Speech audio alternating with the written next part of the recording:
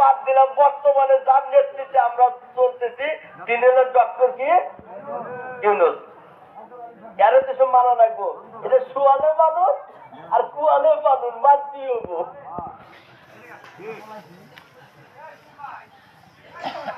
একজন পলাইছে, আরেকজন আসমান নাই গিয়া দৌড় করতেছে। এইটাও যদি তার মধ্যে খারাপ করে এইটাও বলাবো, কোন নেতা কি থাকছে?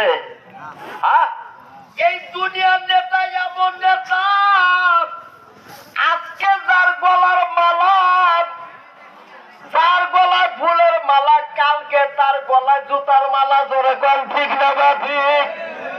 আর আমার নবীর গলায় এমন একটা মালা রে,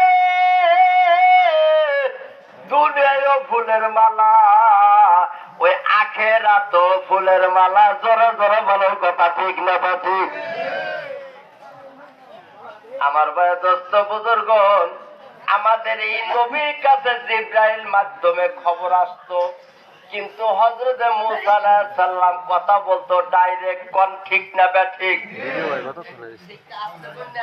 ভাই হইতেছে না কে বলি। এখন যদি কালকে একটা মেম্বার চেয়ারম্যানের নামে তকবীর হয়, তাইলে আপনাদের জামালপুর ডিস্ট্রিক্টের পাক্কি রাস্তা কাঁপবো কি কাঁপবে না? অথচ আমার নবীর নামে তকবীর দিবার গেলে এবার আমাদের জবান বড় হয় না। মিলাদ পড়বার গেলে জবান খুলবার চায় না। কারণ হলো তেলটা মরে গেছে। কারণ কি? এই তেলটা চেন্দা করার জন্য জমা লাগবে এমন একটা স্কুলে, এমন একটা ভার্সিটিতে, যে ভার্সিটিতে লেখাপড়া করতে কোনো কাগজ কলম লাগে না। ওই ভার্সিটির নাম হলো আল্লাহর ওলির দরবার। কার দরবার? আমার শাহ কামাল বাবা জানের দরবারে দাঁড়াইছে। কয়জন খাতা কলম নিয়ে আইছো? কথা খন্ডাকা আদমের শহীদ এমন বয়ে বয়া রয়েছে, যদিও বলা বাহুল্য, শিখানোর জন্য একটু না বললে হয় না। কোন একটা দরবারে যাইতে হলে চতুর সাইড আদব দেয়া দরবারে যাইতে হয়। হুজুরের সাথে যদি দেখা করতে যান, তবুও কিছু না কিছু হাতে নিয়ে একটু দেখা করা লাগে। আমি ইতিপূর্বে যা ভুল করেছি, আমার এখন জ্ঞান হয়েছে। অজ্ঞানে করিলে ভুল, জ্ঞান হলে সারে।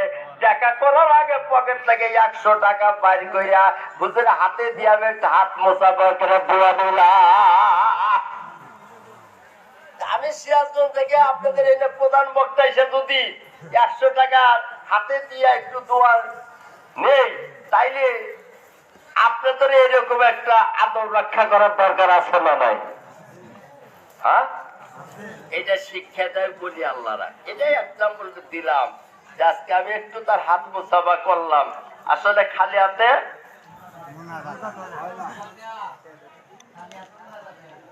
হযরত মূসা আলাইহিস সালাম এমন জ্ঞানী ছিল, ফখর করে আমার আল্লাহ ডাক দেয়া বলে, মূসা তোমার একটা প্রশ্ন করতে চাই। কয় কি প্রশ্ন? কয় তুমি কতটুকু এলেম অর্জন করছো? কয় আমার কাছে যে এলেম, এই এলেম তার অন্য কোন নবীর কাছে নাই, অন্য কারোর কাছে নাই। এত বড় এলেম দেয়, এত বড় নবী। কয় না আছে। বলে কি আছে? কার কাছে আছে? কয় তোমারে দিছি একটু শরীয়তের এলেম। কিসের এলেম?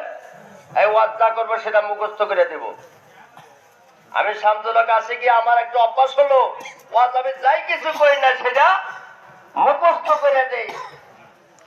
এই আমার বাড়ির কাছে একটা সভা কয়েকদিন আগে হলো, ঘন্টার উপরে সময় দেওয়া বয়ে রয়েছে। দেখছি আমার গ্রামের সভা, আমার মন থেকে না হয় না। এখনকার হে বয়স আছে, দাড়ি চুল পেকে গেছে, কাশলা পুকলা ধরে গেছে।